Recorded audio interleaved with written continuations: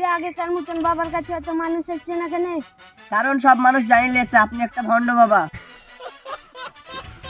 কি বললি তুই? ও কিছু না বাবা, একটু মজা করছিলাম, আপনি একটু মজা বুঝেন না নাকি?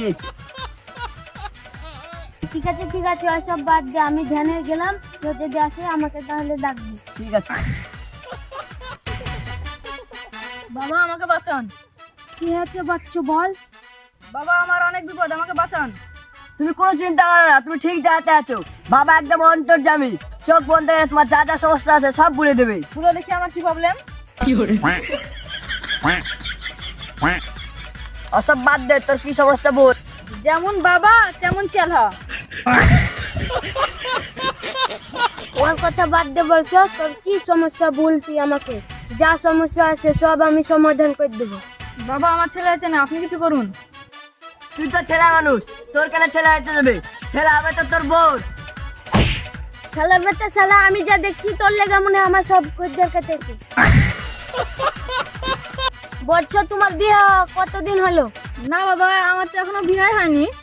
কি তুই বাবার সামনে এসে গাড় পেঁয়াজি করছিস? দেখবি তোকে বাবা এক্ষুনি ভস্ত করে দিবে।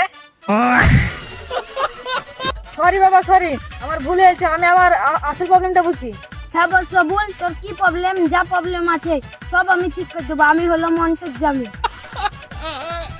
বাবা আমার চাকরি হয়েছে না, আপনি কিছু একটা করুন বাবা। তো বলছো তুমি কত দূর পড়াশোনা করেছো?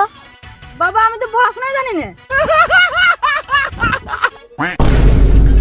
এই তোকে শেষবার তো বলছি, এখানে বেশি গাড় পেঁয়াজি না, বেশি গাড় পেঁয়াজি গেলে মায়েরা তক্তা বানিয়ে দিবো।